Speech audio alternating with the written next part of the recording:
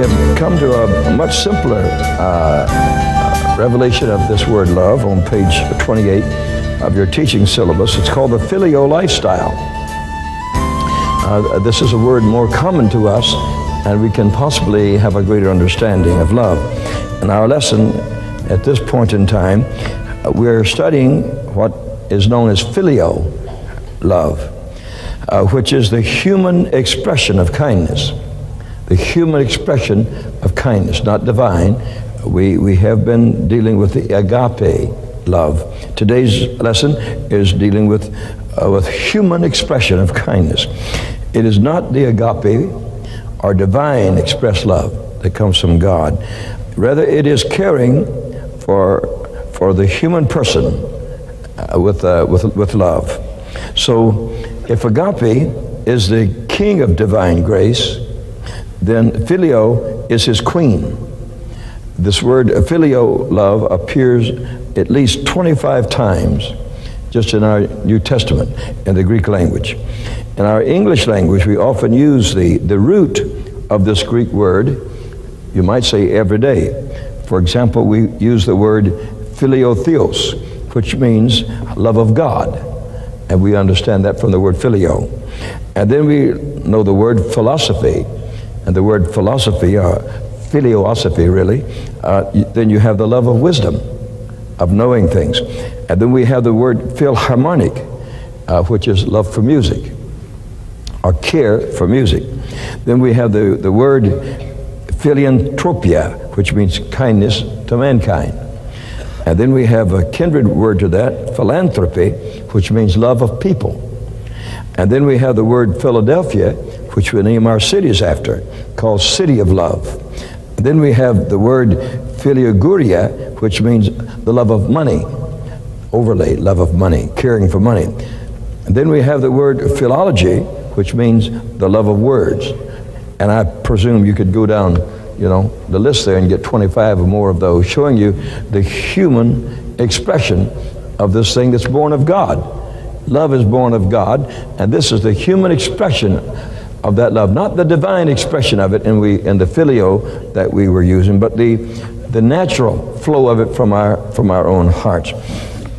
In the book of Proverbs, chapter 17, and verse 17, it says, "A friend loveth at all times."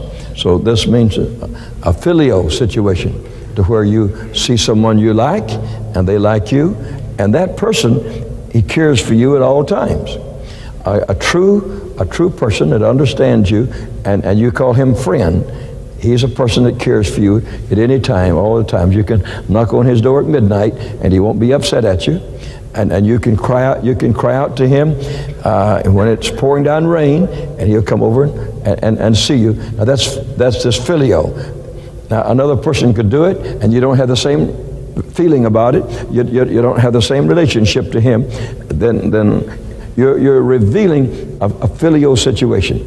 And a friend loveth at all times. And a brother is born for adversity.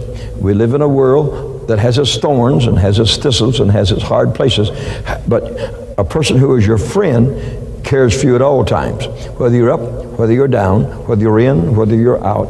A true friend cares for you at all times. Now, a person who's not your friend may like you when you're prosperous, but not like you when you're not prosperous, or might like you when you're well and strong, but don't like you when you're sick. But a true friend, he cares for you at all times. And this is a natural thing by us being drawn to one another through liking and caring one for another. Now, even in the life of the Lord Jesus, we see this Filio demonstrated. The Apostle John possessed a strong relationship with Jesus Christ. He understood Jesus, not in a divine way. He understood him in a natural way. And he wanted to live very close to Jesus. And so it worked that way. In the Gospel of John, chapter 13, verse 23, it says, "Now there was leaning on Jesus' bosom." Now this was at the Lord's Supper, you see. "One of his disciples whom Jesus loved." They had a natural affinity toward one another. He liked him, and he liked him. That was beyond Calvary. that was different from Calvary. Calvary's love is the divine principle of love, the agape love. But for him just to want to be close to Jesus, you see, then that is a natural type of thing.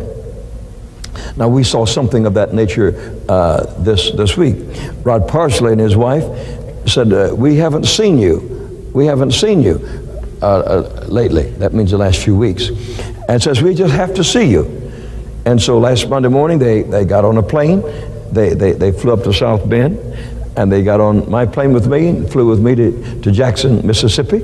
And they were with me in the service that evening and a little bit the next morning, and of course with me on the plane. Then they got on a commercial plane and went back to Columbus, Ohio. I didn't want to ask them how much money that fellowship cost them, but you know, they had to pay for it. And they were so glad. They said, now we feel good inside of us. We've been close to you. We've heard you preach again. We've watched you pray for the people again. And we feel real good. Now we're ready to go back home and go to work. Now, you wouldn't want to relate that to, you know, a divine principle of agape, because agape loves the dirty. It loves the distressed. It loves the down and outer. See, that's divine love.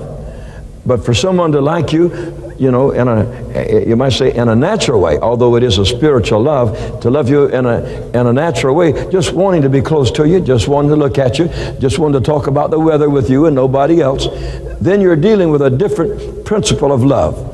Every one of us has this Filio love toward others.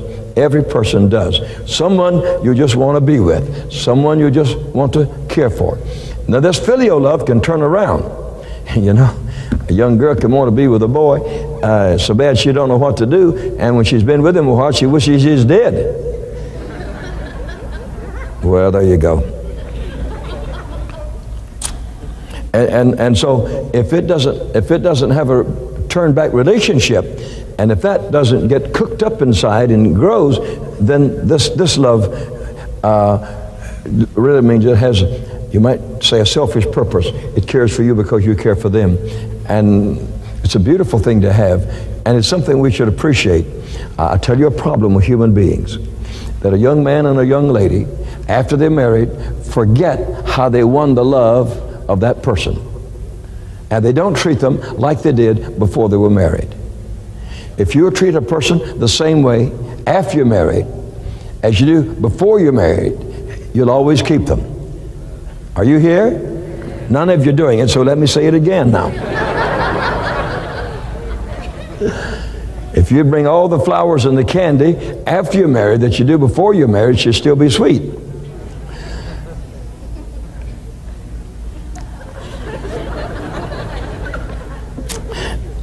John 13:23 says, and now there was leaning on Jesus' bosom one of his disciples whom Jesus loved. I don't want you to think for a moment that he was a pet or that he was one that Jesus overflowed to. This was one that moved closer to Jesus, you see. And by him moving closer to Jesus, Jesus didn't put him away. None of you today are any further from Jesus than you want to be. And if you want to be closer to Jesus, he's ready for you. He will receive that, and he leaves that up to you to do that. John was known by the other disciples to express high affection for Jesus. For example, in John chapter 20, verse 2, then she runneth and cometh to Simon Peter to the other disciples, and the other disciple whom Jesus loved. So now here was Mary talking about this same disciple, and said unto them, they have taken away the Lord out of the sepulchre, and we know not where they have laid him. And so not only did one person know this, the whole evangelistic band, they knew that John had a special affinity toward the Lord Jesus, and that he expressed it, and the others, he was Lord and Master, but to John he was a friend also. And there's a difference there. There's one who's a Lord and a Master, and another who is a friend. And your point two, Filio is not used in a command to love. It cannot be. It doesn't work that way. But to care for a fellow human, to be an affectionate person, or to be a friendly person. So Filio speaks of people who think well of you. You have Filio, you say, I love you. That means a Filio love. Some friends only desire something from you, and that and that can cease. That can break up most any time. Your friendship enhances their personal lives, and so they want to be enhanced themselves, and so they want to lean over close to you. Filial love speaks to other people with sentiment and with endurement, which is a natural thing that belongs to the natural person. Paul prophesied in 2 Timothy 3 and 4 these words, that in the last days there would be traitors, heady, high-minded, lovers of pleasure more than lovers of God. And so they would have what B says here, philotos, which means loving of themselves. And there are millions like that on the face of the earth today that they do love, but their love is all self-centered.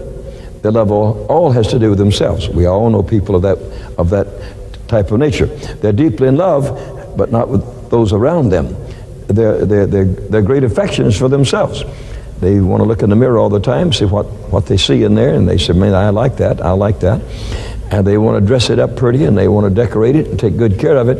And they don't do the same for other people. You know, their love is inward into themselves, and it's called here this philotos, that it's a self-love, a care for themselves. But Filio cannot be commanded. That's in your point number 2 there. You cannot make anybody care for you. It has to be an attraction that comes from the inside of us when we have this filial love, to care for another, to be affectionate toward one another, to be friendly toward one another. And it's a natural thing.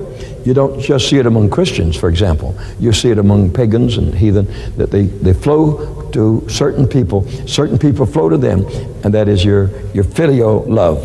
But I tell you one thing, between Christians, it's much greater and much more beautiful than it is among sinners, because you can have the same love for that person. You can have agape love, and then you can have filial love also. That you love them in the Lord, and you just like to go visit them at their house. Now, there's some that you love them in the Lord, and you never have any intention of ever going to their house at all, you see. And so you do have the divine love. If they were in a strait and they needed a help, you'd be right in there helping them, and because you've got the agape love within you. But there are others that don't have to have a need. You just go to their house anyway, because you have this filio situation. Your point number 3, the difference in agape and filio.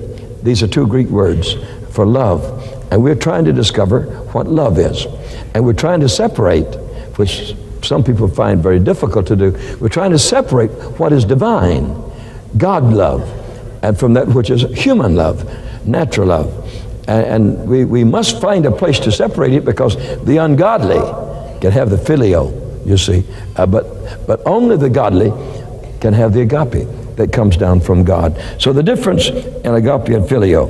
A filio returns love to the lovable. I think that's good enough definition for it right there. You don't return anything to people you hate. You don't return anything to people that you don't care for. You just don't. Filial love returns its appreciation to the one that it cares for. To them, they're lovable, and that's one thing. You might greatly care for one person, and one of your other friends don't care for them at all. The same person, you see, and you flow out with a filial love to that person, and the other person, all they have there's agape. They don't have natural love for them. They just says, well, yeah, you're a brother in the Lord. God bless you. Goodbye. But if it's a filial love, you say, well, let's go down and have a cup of coffee together too. I want to be a little closer to you. The agape divinely cares for the unlovable, the hateful, and the vengeful. You see, agape love is a miracle. Natural man can't have agape love. And now, to love a person who hurts you, natural love can't bridge that gap that's too hard for them. But in Jesus, you can forgive a person that hurts you because you've got something he doesn't have. Jesus said to the people that were crucifying him, Father, forgive them. They don't know what they're doing, you see. Now, the natural man can't do that. That has to come from God. You just the natural man, if you hit him, he just can't love you. You can't sock him inside the jaw and he's a man, let's go have a hamburger together now. He wants to make you into a hamburger is what he wants to do. And so I just want you to see the difference between what is natural and that which is supernatural. And so agape divinely cares for the unlovable. And Filio love relates to blessing people you know. You can't have Filio love toward the unknown, but you can have agape love. You can love the people of Africa, never been there. You can love the people of China, never been there. You can send your resources over to bless the people in China, and you're not there. You see, you're just not there. But your Filio love is something that relates to blessing people you know. Agape love gives itself even to a stranger, even to a stranger. Now that is your big difference there. The Greek term Phileo is a verb which is never used for our love toward God. Now that we should understand. That this Greek word Phileo that we're dealing with today in the Filio lifestyle is a verb which is never used for our love toward God.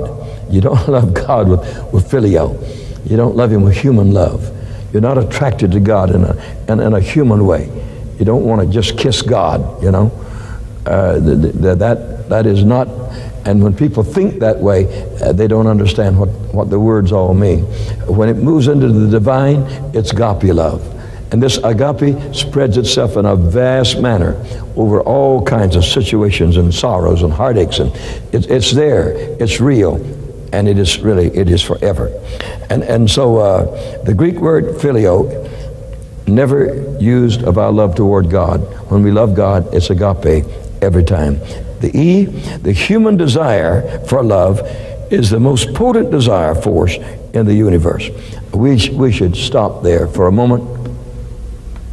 God created Eve because Adam was lonesome. Now without Filio, you're lonesome. You can have agape in your heart, but without Filio, you're lonesome. God created Eve because he looked and says, Adam's not happy. I've given him luxury, I've given him riches, but he's not happy. He craves for something more. He craves for someone like himself. I come down and talk to him, and that's not enough. Are you here? That's not enough. He wants love that's attractive to his own mentality, to his own affections. And so God created Eve to bring about a satisfaction within his life. You cannot live happy on the face of this earth without this Filio love. You have to be cared for yourself, and you have to care for others in order for life to be enhanced, and in order for life to be fulfilled. The human desire for love is the most potent driving force in the universe. There is no power on this earth so great as human love. Human love will do the most amazing things. It will accomplish the most amazing feats. It'll drive the greatest distance. A young man will drive further to see his girlfriend than he would ever drive to go to church. I thought you'd catch on. And she'll spend more time getting ready for him than she does all day long with all the other things she does. You see, the human desire for love is the most powerful driving force in our universe. But many humans do not know it. All begins with God, you know.